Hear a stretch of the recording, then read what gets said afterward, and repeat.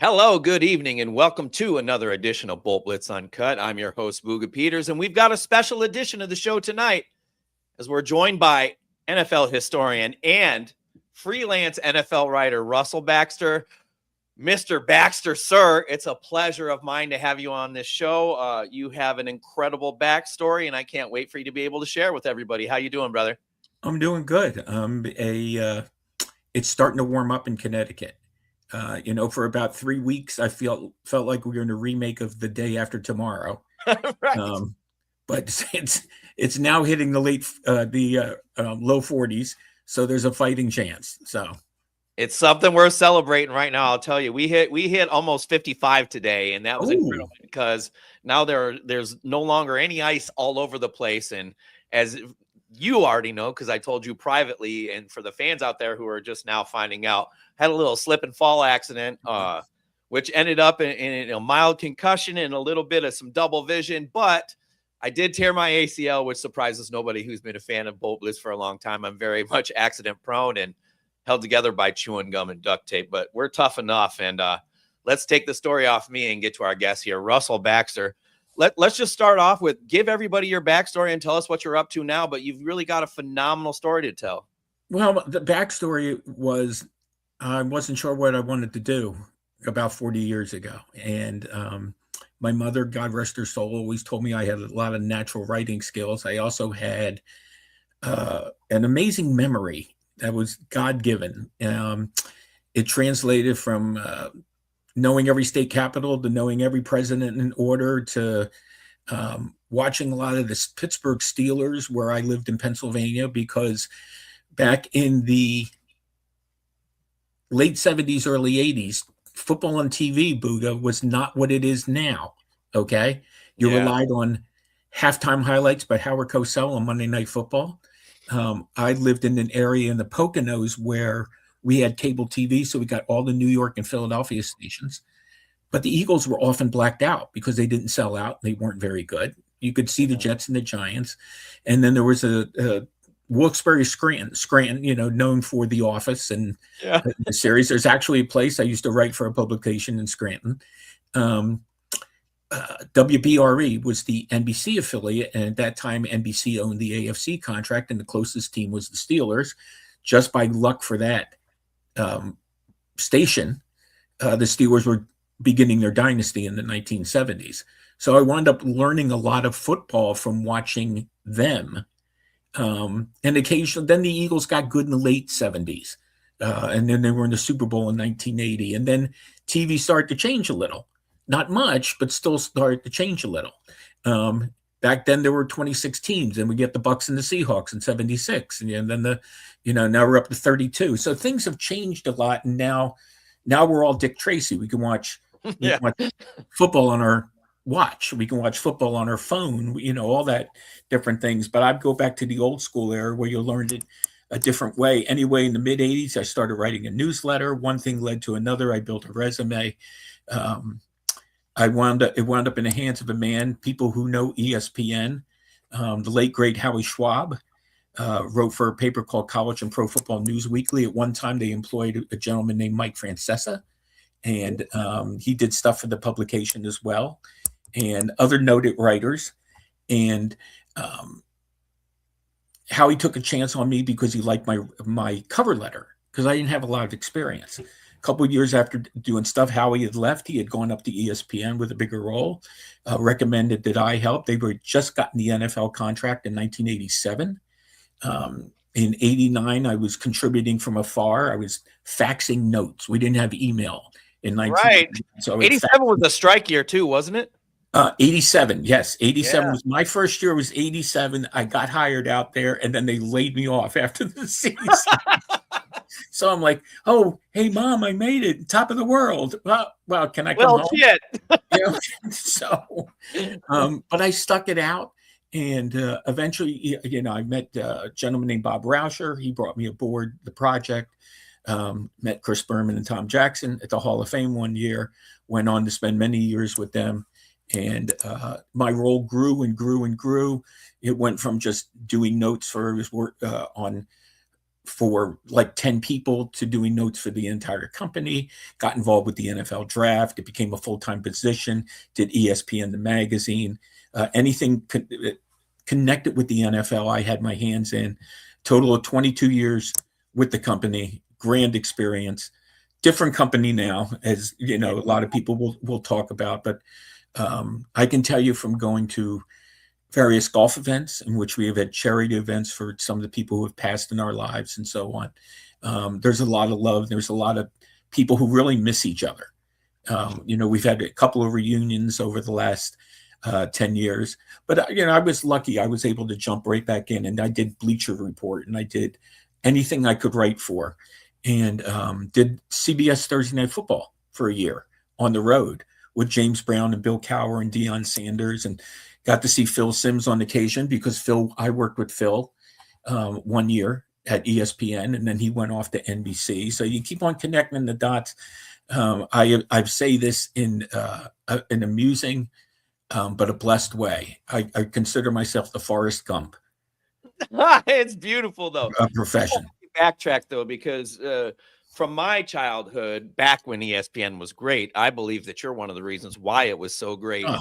But to focus on some names you brought up, especially, and Chargers fans are, of course, going to be able to relate to this, Chris Berman, and then Tom Jackson, former Bronco, but all Charger fans know about both, circling the wagons and all the different nicknames. Eric sleeping with Bieniemy. My favorite, by the way, Eric sleeping with Bieniemy, because I think it's so original.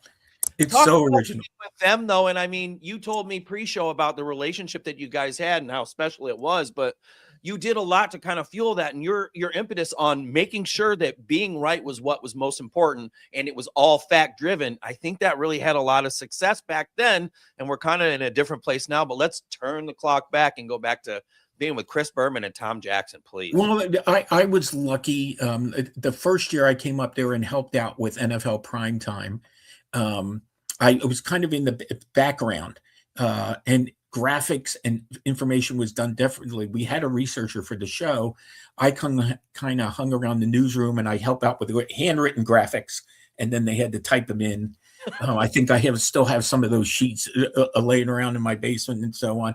Eventually, they moved me, and they wanted me to be in the studio, so Boomer and Tommy could communicate. More Boomer so than Tommy. Because Boomer's, he's the main focus, sure, and Tommy is the support, bringing in his expertise as a player. Boomer's has a different role. And I try to explain that to people. Not everybody in television has the same role. Okay.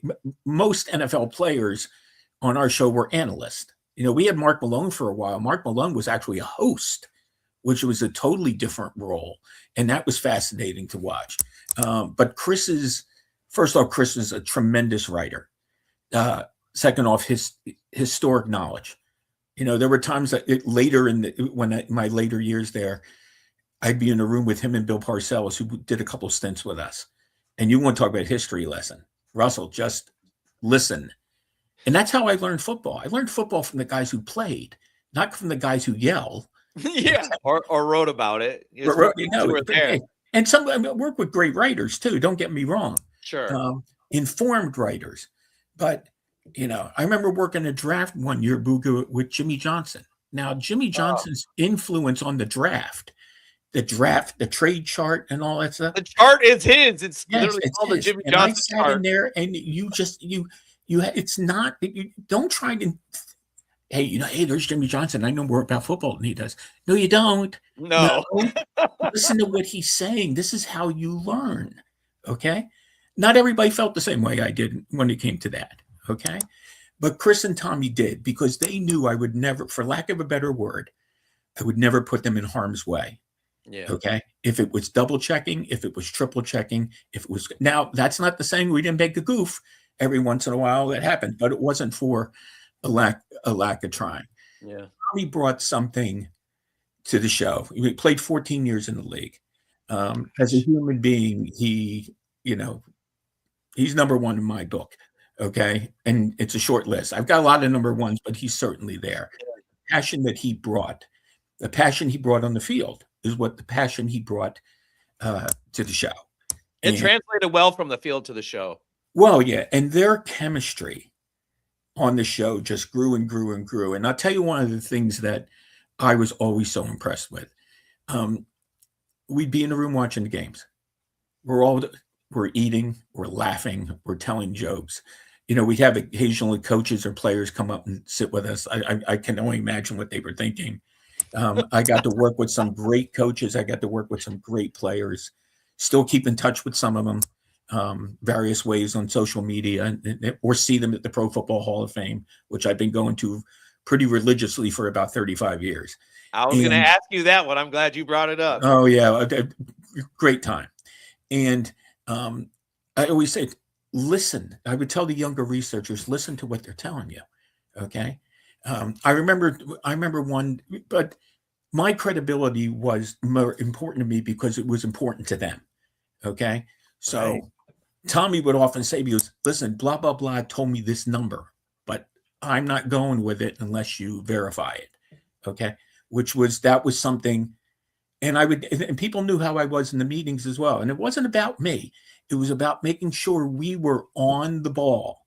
Okay. Factual. Yes. And can you imagine a mistake made back then and the way a mistake is made now and how it's treated by people on social media and so on? So, and some of it's just, laziness. Some of it is not knowing the history of the game. So I get all that.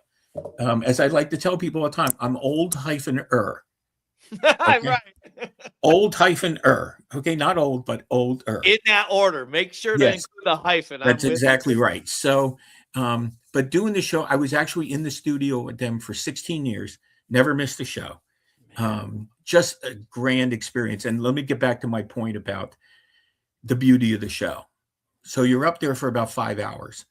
The early game packages are coming in. The production assistant is bringing what's called a shot sheet.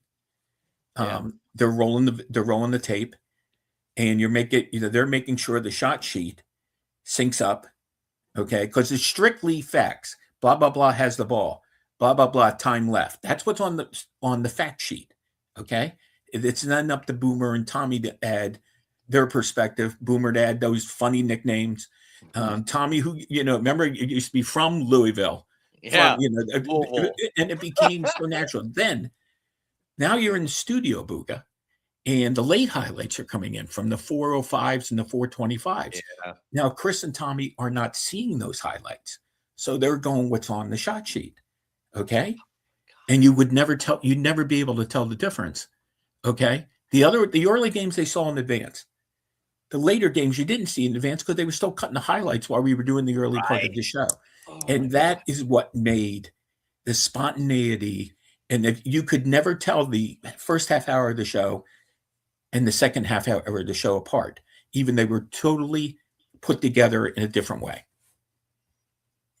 It's incredible. I mean, there's so much that I think that so many of us at home for decades and decades, maybe forever, just take for granted when it comes to the production and what goes into making sure that, yes, Boomer and TJ, incredible, but there's so much that happens behind the scenes to control the engines that are them. Yeah, well, I mean, listen, you have production assistants back there who worked tirelessly to make sure it was telling the story of the game, not just the big plays. I can remember Chris, and he would critique the packages, and rightfully so, because he was interested in telling the story of the game. He would look and just randomly, 16 years, I heard this more than once. All right, there's been 35 points scored in the game. We've only seen one touchdown. Okay. Now, he's not doing that to be mean-spirited or anything like that at all. What he's doing is, this is not a 3-0 game. This is a 21-14 game, and so far we've only seen one touchdown. So make sure you're telling the story of the game. That was very important to him, and I think that's why he's been as successful as he has, because he understands the history of the game. He understands the flow of a football game. And that's why it was a total team effort, from the host to the producer to the directors to the researcher to the production assistants who, like I said, who worked tirelessly, to the high soups who oversaw the whole production.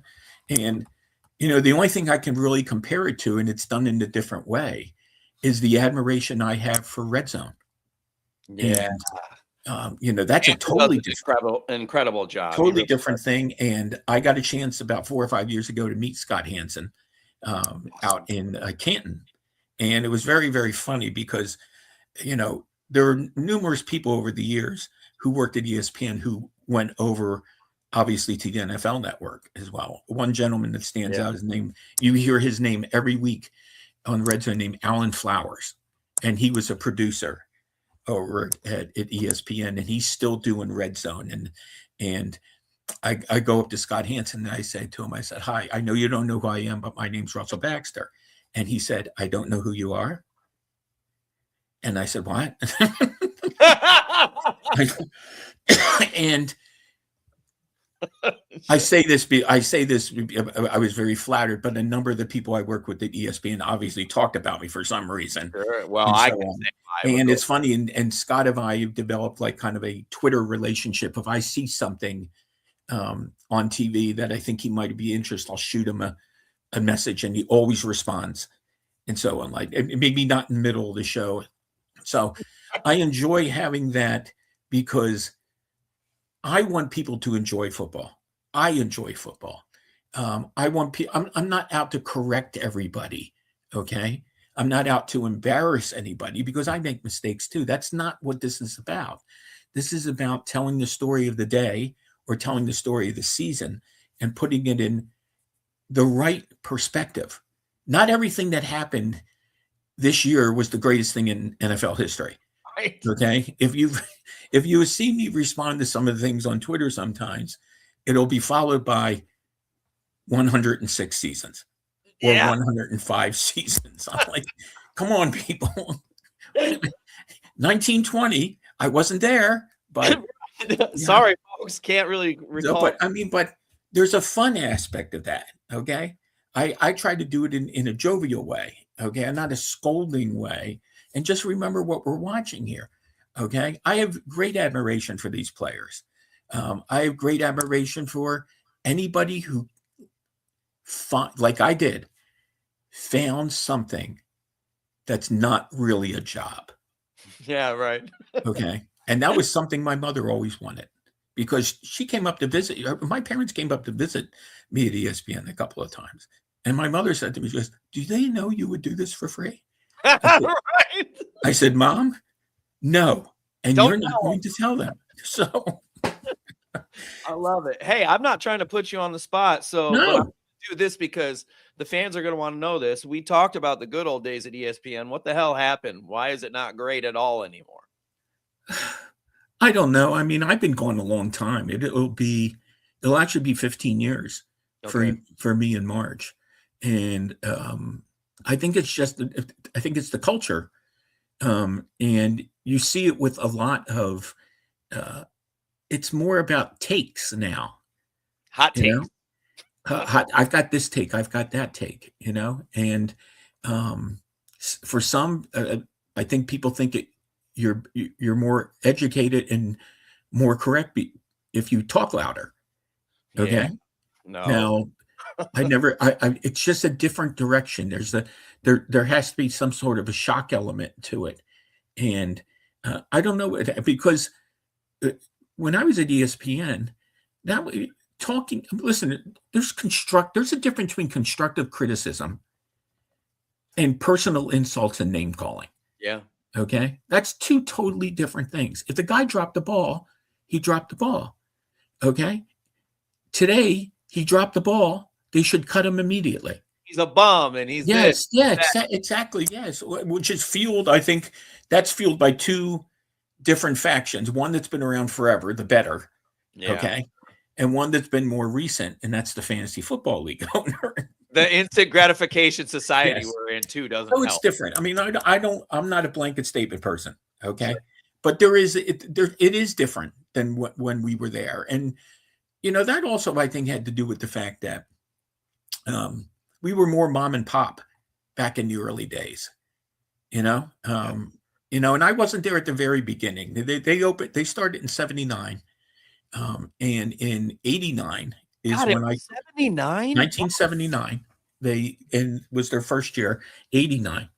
I'll tell you one quick story though, which has nothing to do with the company, has everything to do with me, but it'll Good. give you an idea of how I feel about how lucky I've been. Okay. When I was still in high school, I worked. Okay. That's what happens when you have 8 younger brothers and sisters and everybody wants to eat. Okay. Um, and I had brothers. We all worked. We all worked as well. And one day I'm sitting in my living room. I think it was 1982. And it was a Tuesday afternoon, Booga. And I'm flipping around the channels and cable. We had cable TV in the Poconos forever when it first started, because if you didn't have cable TV, you couldn't get TV. Oh, An no. antenna wasn't good enough. That's why cable TV was invented. It was invented for reception. Okay. Absolutely. It's just like the internet was invented for the governments and the schools. And now look what happened to it. Okay. Here we So are all of now. a sudden I went, wait a minute, what's this? It's the NFL draft. And I caught it in the middle of the afternoon. And I'm like, wow. So the next year was 83. And of course, the fabulous quarterback draft. Oh, yeah, baby. And I was working, I won't mention the company, I worked retail. Okay. Sure. I worked retail, and I worked in a restaurant and stuff. But I worked at retail in the morning, and I realized that the NFL draft used to be at Tuesday mornings at 8:00.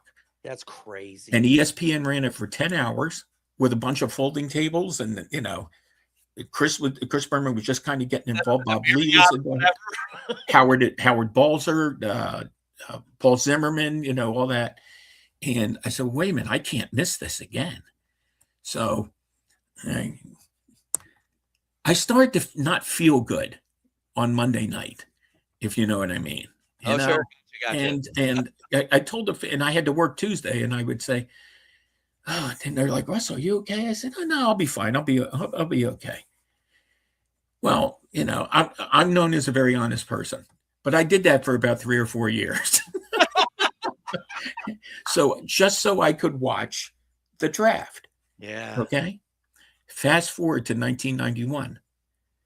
I'm asked by Fred Gaudelli to help with the NFL draft. What did that feel like? What did that feel like? Now, is that insane? Oh, my God. That's insane.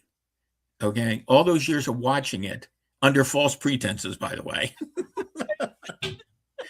And now, and I did the NFL research end of the draft. I didn't do the college players, the history, those type of things. And I did that for 20 years with Fred, and eventually the great Jay Rothman, who, was Monday Night Football producer for a lot of years. Very, very good friend, and so on. So I went from calling out sick to landing something that I couldn't even have imagined that I'd be working on. So that's the Forrest Gump aspect of my career. You really put a good bow on it too, right at the end. Yeah. That just it's an incredible journey. And now here you are. And again, and we touched on this during the pre-show, you're doing so many different things and working for so many different outlets as far as putting your work out there. I didn't know till I talked to you now that you were even covering the Chargers. Do you mind telling everybody out there, number one, where you're covering the Chargers, and number two, where else you're doing your writing at right now? Well, I still do NFL Spin Zone. For a long time, I did Fanside. But about a year or so ago, I was actually talking to somebody about the Sporting News, and they were also affiliated with something called On SI. It's On SI, and they're very specific about that. So you'll see Panthers on SI. Every team has one. Bills on SI, Chargers on SI. And they asked me about contributing to 4 teams, which by dumb luck this year, all 4 teams made the playoffs. Yay, nice. The Bills, the Panthers, the Chargers, and the Seahawks all made the playoffs. And those are the 4 teams I probably write more for the Panthers than anything else. Seahawks. The Bills have a lot of writers, so they're looking for more people, more support. And the fact that I've covered the whole league for so long, I can do the Bears equally as well as I can do the Jaguars. Okay. So, and that has always been very important to me, to be able to have the ability not to be focused on 1 or 2 teams. Okay. If they ask me now to start doing the Patriots and the Lions, I could do it. Okay. So, but luckily and fortunately for our purposes, the Chargers, and got a couple of pieces coming out in the next couple of days. And looking forward to that. And I probably write at least one article every day, sometimes 2, 3, 5, just depending on my other odd jobs and so on. But I love to write. After I retire, I'll write. And when they put me in, where, so I can see my mom and dad again, I'll do my own tombstone probably as well. So I know I'll be writing mine up as well. yes. Forwarding a little bit, obviously we're just now approaching the combine here in less than a week, and then of course free agency, I believe the 11th of March. Kind of without having gotten to those points, let's kind of fast forward, if you will, to the overall outlook of the AFC West for 2026. Obviously you have the Broncos kind of coming out of nowhere, winning the division, the Chiefs not making the playoffs, big surprise. The Raiders were the Raiders, and the Chargers found a way to win 11 games with one of the worst offensive lines I've ever seen ever. Your thoughts on the overall outlook for the 26 AFC West? Well, as we saw in this league last year, 7 new division winners. Yeah, that's great. We had 7. You want to hear the irony, Booga? No one had repeated in the NFC East for over 20 years. Okay? The last team. That long? Yeah. You have to go back to Andy Reid, 2001 to 2004. And he was an Eagles coach. The Eagles won 4 straight NFC East titles. They lost 3 straight NFC title games and then finally got to the Super Bowl against. That was the last team repeated until this year. Wow. And yet everybody else couldn't repeat. And you had 6-11 San Francisco going 12-5. Yeah. You had 5-12 Chicago going 11-6 and winning a division. Okay. The Patriots actually in some ways had the greatest turnaround in NFL history. They were only the third team to win 10 more games than they did the previous season. But the other 2 teams didn't win a playoff game. They won 3 playoff games. So in other words, they won 13 more games in that quick round. Carolina, first time they won the division in 10 years, even though they had a losing record. Yeah. Okay. So and that brings me to one of my other fun points. And boys and girls, I'll just say it this way. When people start talking to you about strength of schedule and how they look at a schedule, okay, this should be the ultimate lesson after this year of ignore that, okay? Just ignore that. It's just a series of numbers adding up to who they played the year before. Okay? Right. So, but you asked me about the AFC West. I think that in some ways there's a little bit of transition because it might now become a division of a top 2. I think Kansas City's kind of somewhere in the middle because we don't know when Patrick Mahomes is going to be back, and they'd be ultra dependent on him. The Raiders, you said the Raiders are the Raiders. I'd like the Kubiak higher. Same. And I think he could have gone anywhere and been successful, but they still have many holes to fill. I go back to the fact that Chargers haven't won the division title since 2009, which is mind-boggling. And that was 4 in a row they had won, 2006 to 2009. So it's all been Denver and Kansas City for since then. Yeah, okay. Since my daughter was born. Right, wow. And the Raiders haven't won a playoff game since 2002. Oh my God. Yeah, I had no kids back then. I was causing so much trouble. But you saw, and by the way, I left out the Jaguars, who were, a horrible team the year before, and they win the division. So the Bills didn't make the Bills didn't win the AFC East.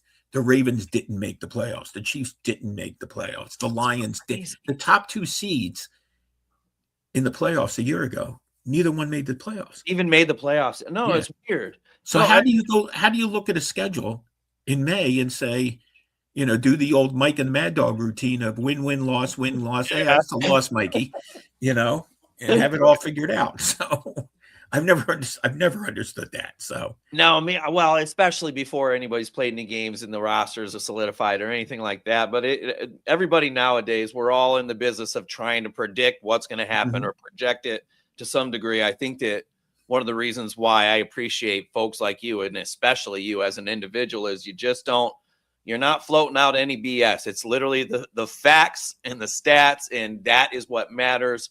We can all do the emotional conjecture and just float out these feelings, but you lay down what actually happens. Well, one of my favorite things to say when the schedule comes out is when people start making their predictions, I will say, so let me get this straight. You can't pick week from week, but you're going to pick 5 months in advance. Exactly. Nailed it. Okay. That was like, remember when the Super Bowl was in up north at MetLife Stadium, Denver and Seattle? Absolutely. 3 years in advance. Oh, it's going to snow. It's going to be 30 degrees. Yeah. Okay. How do you predict the weather 3 years in advance? By the way, it was 49 degrees that day. So. Right. Yeah. We have a really good friend of the BoltBlitz family, Steve DiMartino. He actually is a meteorologist in New Jersey now, but he used to do a weather report for us for a few years. It was actually back with WBLZ Sports. Okay. And a great dude. And he always told us, if you see the weather report too far in advance, they're lying. Oh, yeah. Not true. You're like, oh, they're going to go down to Tampa. It's going to be humid. Yo, yeah. What you Ginger Z? Yeah, exactly. Come on now. So you mentioned earlier in the show about your trips to the Hall of Fame. I also need to add, the first time that I went to the Hall of Fame, I actually went the year that both the Carolina Panthers and the Jacksonville Jaguars were expansion teams. Yeah. It was a very special opportunity, but this is a Charger show, so we're going to get to the most important part of where we're going with this. Despite him coming back and now foregoing what will be a window that was already open, he had to restart a 5-year window when it comes to Hall of Fame eligibility. Philip Rivers came back and played for the Indianapolis Colts this year. All Chargers fans want to know, and it's highly debatable no matter who you are and what circle you're in, is Philip Rivers Hall of Fame worthy in your eyes, and what will it take for him to get in? And I don't know that he's a first ballot Hall of Famer, but what say you? Well, I'm hoping by the time he's eligible again, that they get back to they need to undo what they did with the rules changes. Thank you. Not necessarily that applies to the modern, but last year we had 4 guys go in. That was the fewest in 20 years.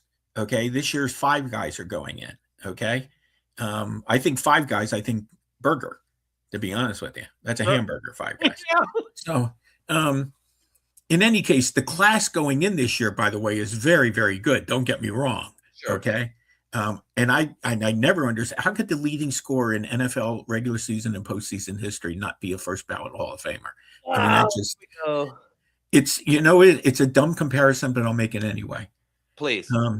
Every time there seems to be noise about something, and I have to preface this, the NFL doesn't run the Pro Football Hall of Fame. They are a separate entity.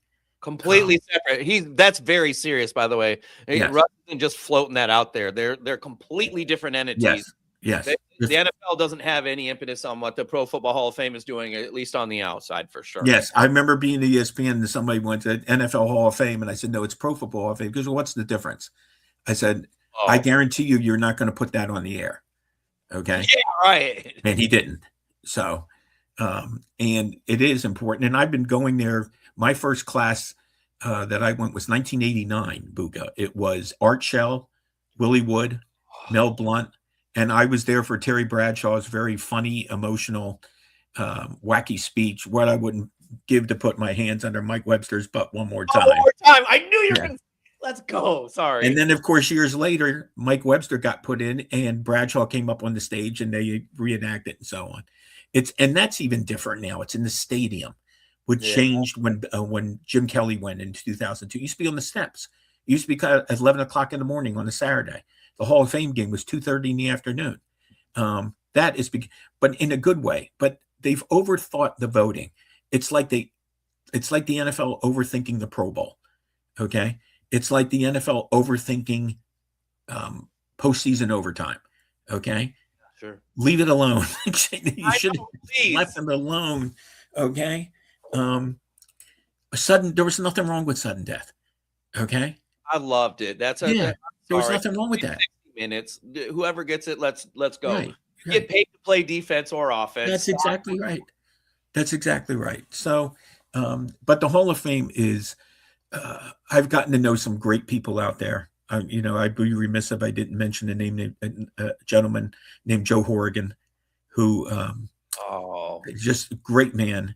I got to see him this year, and I'm trying to remember the circumstances. Well, we went to see Sterling Sharp, who I worked with at ESPN. He's become a good friend for a long time now. And I still hear from him occasionally and so on. He was a blast to work with. And you want to talk about natural. He would sit and watch the games with us, Booga. And if the Packers were on, he'd call the play. He knew it that He would call the play from formation. And, and he was just a natural at what he did. He had a lot of connections. He talked to a lot of people. He was also on the factual bandwagon, for lack of a better word, and so on. Asking questions because they understood what my role was. They also understood that I respected the game, and that was very, very important to me. I had a very, very good relationship with Bill Parcells when I worked there, and to this day. And Big Tuna. Oh, he was phenomenal. He was phenomenal to work with. How could you not learn from a guy like that, though, who's just football all the time? Oh, yeah. But also the way he handled people as well. And, the stories he would tell about Lawrence Taylor and Terry Glenn, and who he had a phenomenal relationship with, God rest his soul. And he is a people person. He is a great communicator. And, I touch base with him every once in a while to this day. In fact, real quick, funny story was I was at the hall. Kevin Mawai went in. Yeah.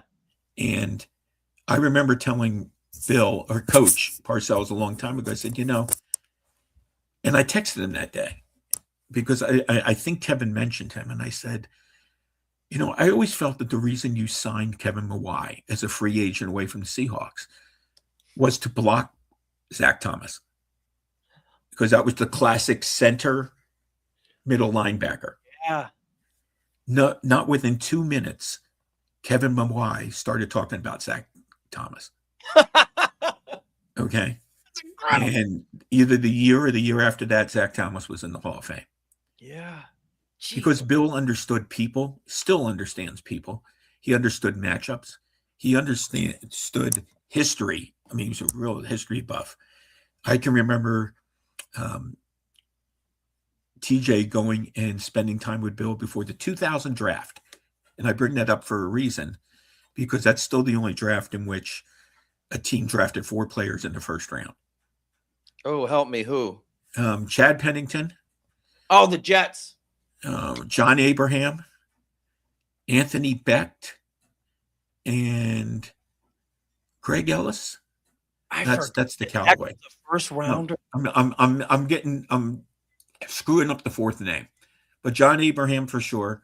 Anthony Becht, the tight end. Yeah. Chad Pennington, and it's the only time then. But here's the funny part: I know Bill knew his history. So Tommy calls me. I'm at Radio City Music Hall. He says, "Russ, I just talked to Coach." He said he's pretty sure that only 15 or 16 times in NFL history a team has drafted 3 players in the first round. And I said to Tommy, I said, "Tell Bill he's full of it." And he goes, "What?" I said, "He knows exactly how many times." Right. He knows exactly how many times. You know why? Because he looked it up, or he had someone looked it up for him.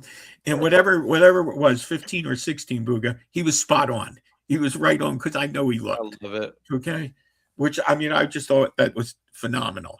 Okay. But that was part of, his passion and his love for the game and the players who played for him. I remember, I don't remember, there was a Monday night in 2003. He had come back. It was his second game. And they were at the Meadowlands. It was still the Meadowlands. Yeah. And the Giants beat the Cowboys the Cowboys beat the Giants in overtime. And the amount of former players that came to see Bill who had played for him. I remember the press conference. He was overwhelmed with how many people came back to see him. And so that type of an impact on players for sure. When you talk to him, this sounds cliche now, when you talk to him, you felt like running through a wall for him. Yeah. Okay. And it wasn't like he was like, blah, blah, blah, blah, blah. It wasn't that. It was the little subtle things he said to make you know that he cared about you.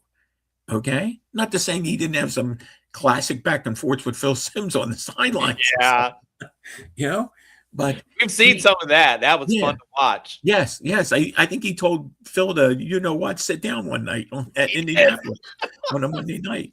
But, they beat that Bills team, hit Belichick in the game plan, Super Bowl 25.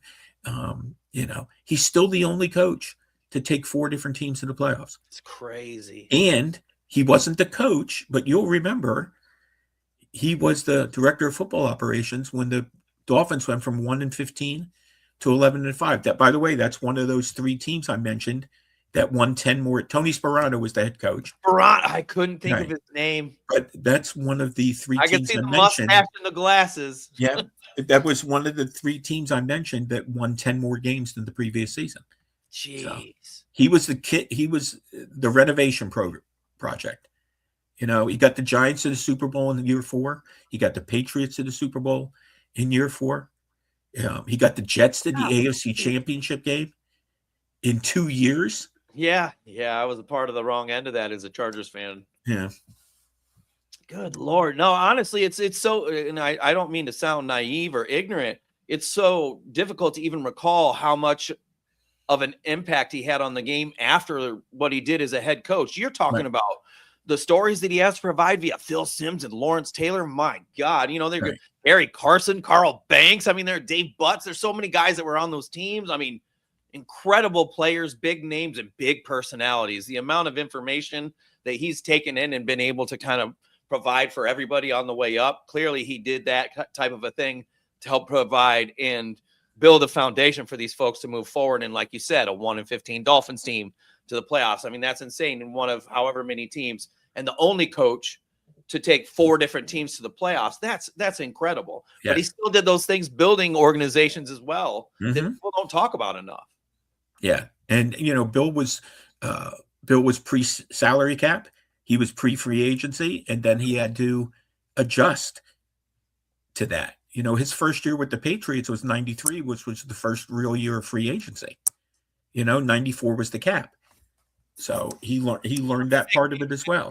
I bet you can tell me. Who was the big name? We saw him on the cover of Sports Illustrated. The first free agency, who was the big name? Do you remember? Oh, my first big name would be Reggie White. Yeah. I'll never forget that. When I got that edition of Sports Illustrated in the mail, it had these little paper doll looking cutouts on his next jersey. And it was just like, is this real that they're really going to let players not necessarily pick where they're going to go, but it just felt so different. It was just kind of a new world. It was different. It was different. The off season, that changed my profession. Yeah. Okay. That changed my profession.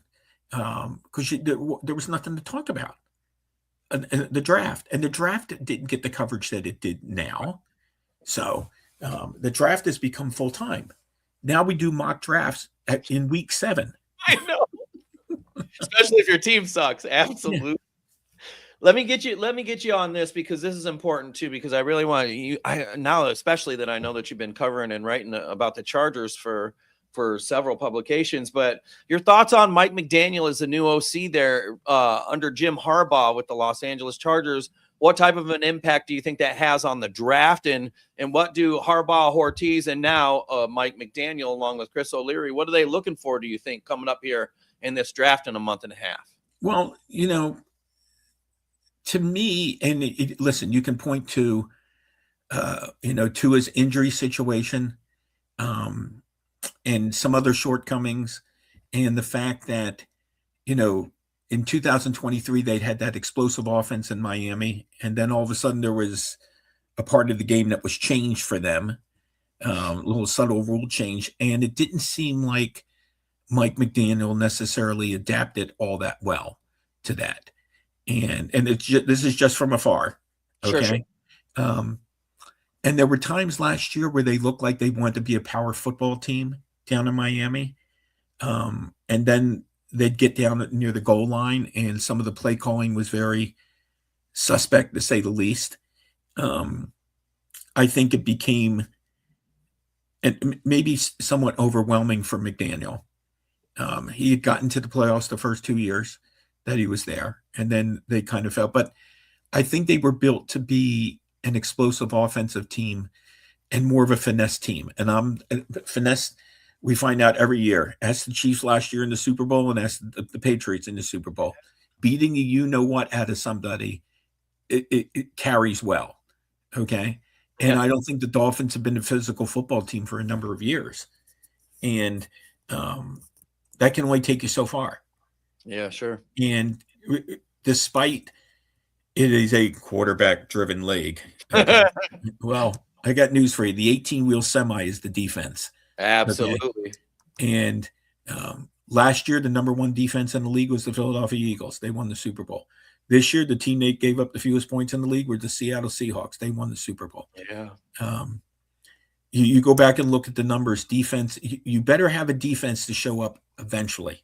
Okay? Well, especially in late January, February, if you really want to make an impact and keep carrying on your season, you really have to defense. Seattle also, Booga, did a great job improving their offensive line.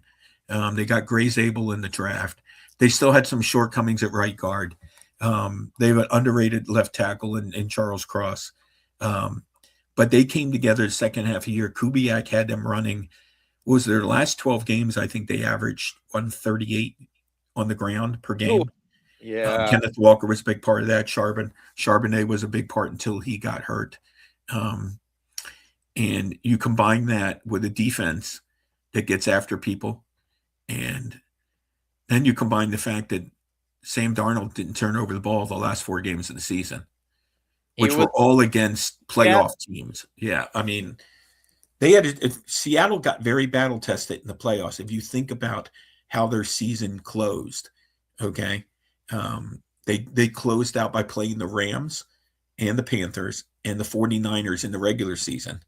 And then they played the 49ers and the Rams and the Patriots. So 6 games versus quality teams. And remember, Carolina was a good enough team to beat the Rams and beat the Packers during the regular season and almost beat the Rams in the playoff game. So playing their best football, it seemed like it was going to be one of those years. So whoever got hot at the end of the season. Yeah. And when it was all said and done, Seattle won 10 games in a row at the end of the season, including the playoffs. So second year, that's what you got to line up against. That's what you got to match. You got to match. I think Jim Harbaugh's got what he wants in terms of having a running game. Unfortunately, they lost Slater before the year. They lost Alt in the middle of the year. Mekhi Becton, I'm not sure what's going to happen with him. He seemed like he was a big disappointment after having basically a career year with the Eagles the year before. Yeah. You better be good in the trenches. You can talk all the quarterbacks you want. Okay. I've seen Patrick Mahomes without his offensive line.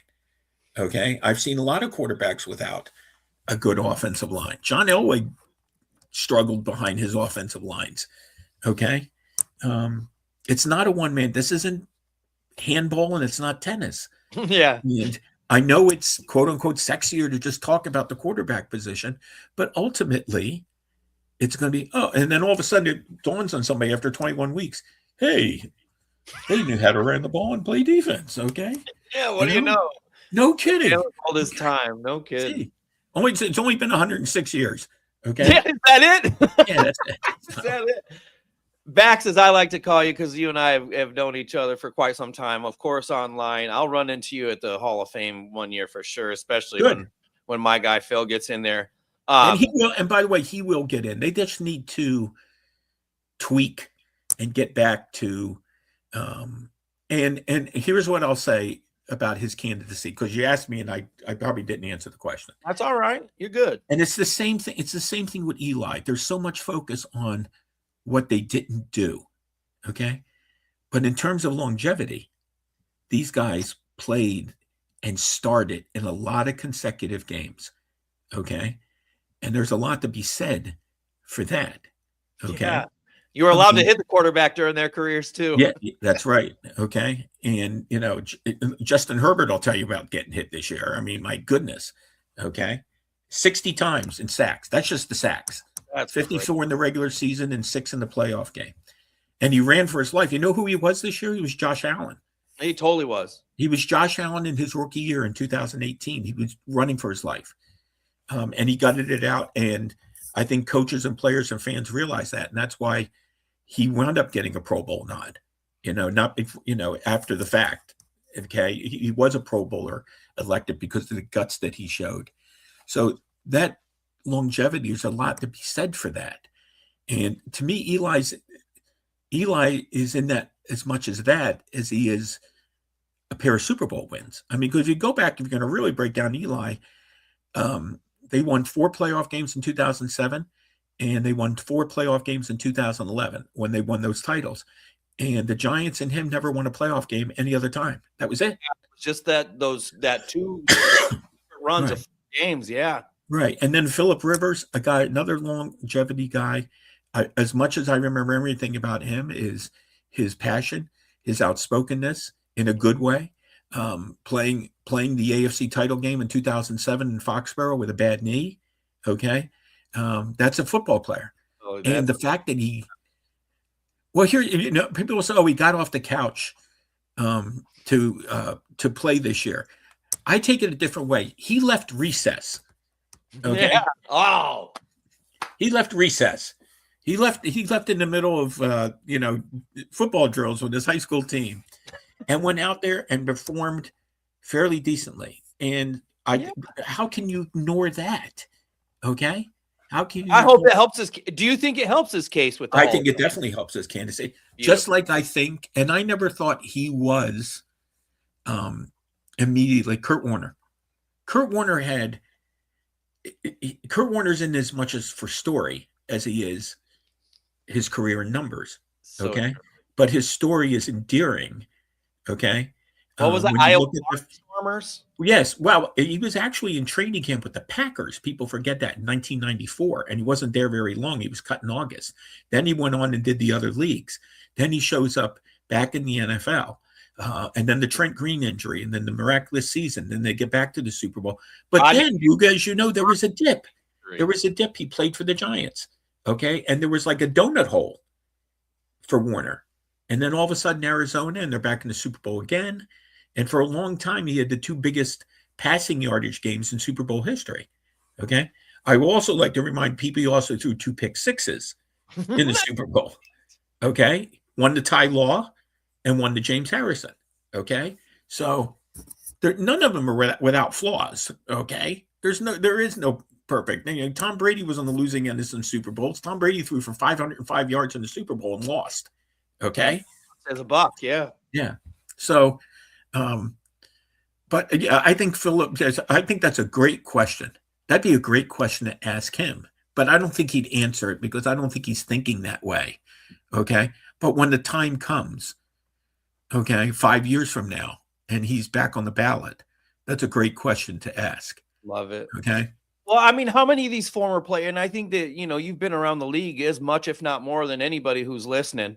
I'll tell you right now, all these guys 5 years later, if for some reason the head coach called them and said, hey, we'd like to suit you back up, is there any chance you can do it? Shit, any of them that were capable of doing so would want to do so. And by the way, for everybody who forgets one of the teams that he played against, he did pretty darn well against that Seattle Seahawks defense. And I don't know, they did all right by winning the Super Bowl in the end of the year.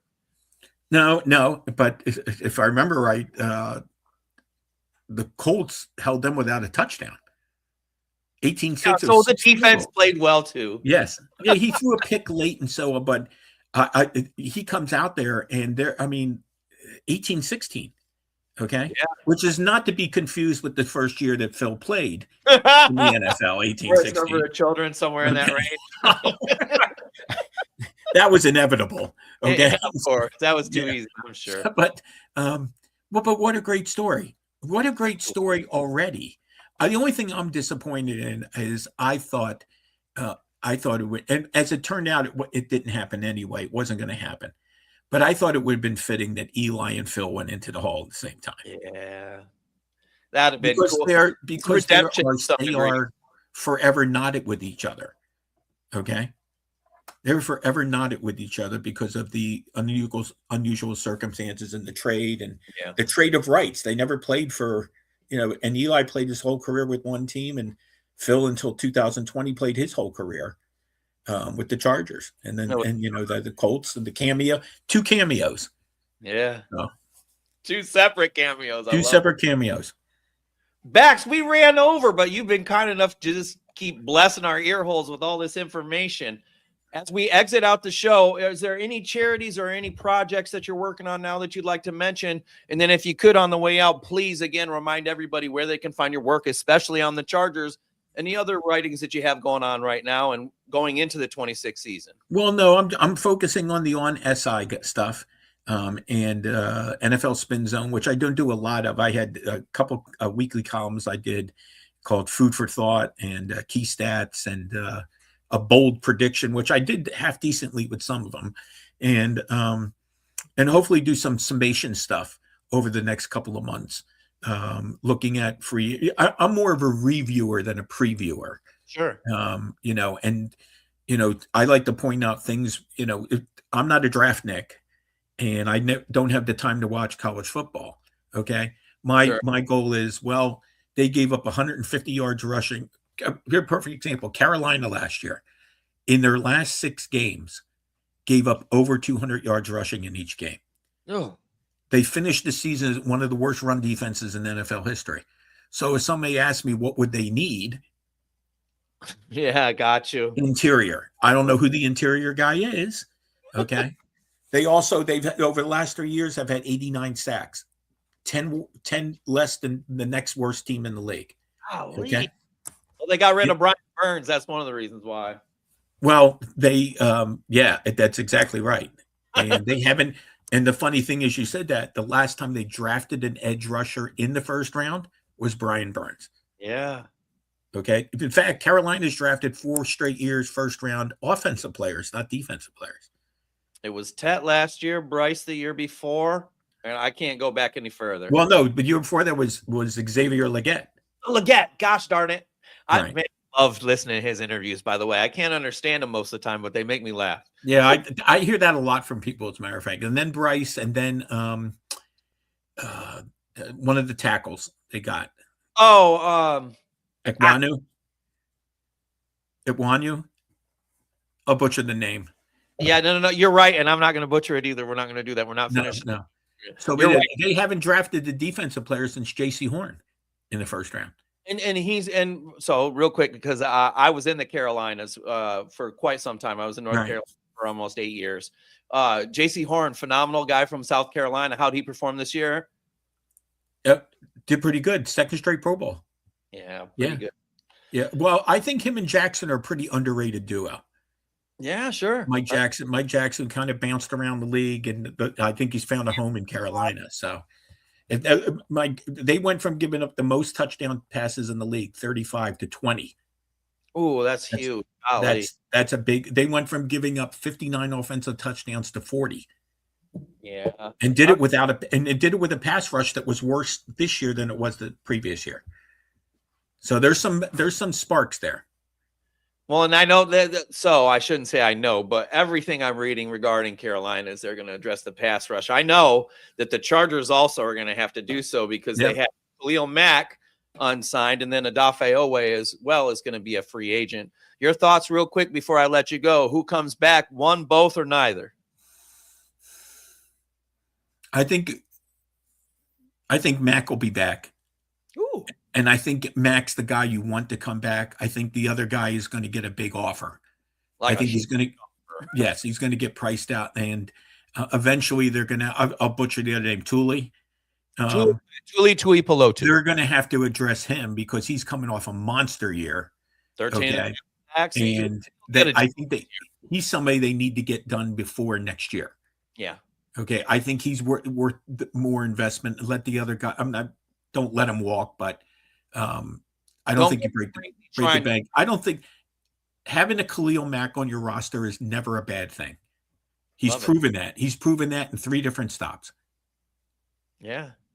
I think that's an incredible way to end the show. Bax, I like to put everybody on the spot, especially when they've performed even close to the level you have. We're going to have you back. Can I get you live to agree that we can have you back on the show? Absolutely. Of course. Thank you so much. I haven't shut up the whole time we've been here. So I've never sat here more quiet in my entire life. going, Jesus, Booga is silent most of the time. I had to jump in a couple times because you've lived a lot of my dreams and dealt with so many people that I looked up to for so long. For those of you who are just tuning in for the first time, this is Russell Baxter. He's a freelance NFL writer, and I find him to be the greatest historian that's going right now. He knows the NFL inside and out. He's worked with some of the most incredible people. It's been my pleasure and the pleasure of all the fans out there to have him here as a guest. This was a special edition of BoltBlitz Uncut. I'm Booga Peters. We're out for now. Stay tuned tomorrow night. Myself and Taylor Bloom, we're going to talk about a lot of different things regarding free agency and possible targets. And we're also going to examine some of these teams out there that may be willing to try to move up in the first round so that it can provide the Chargers with an opportunity to trade down and acquire more picks. I'm Booga Peters. We're out for now. Peace out. Thanks for listening to BoltBlitz Uncut.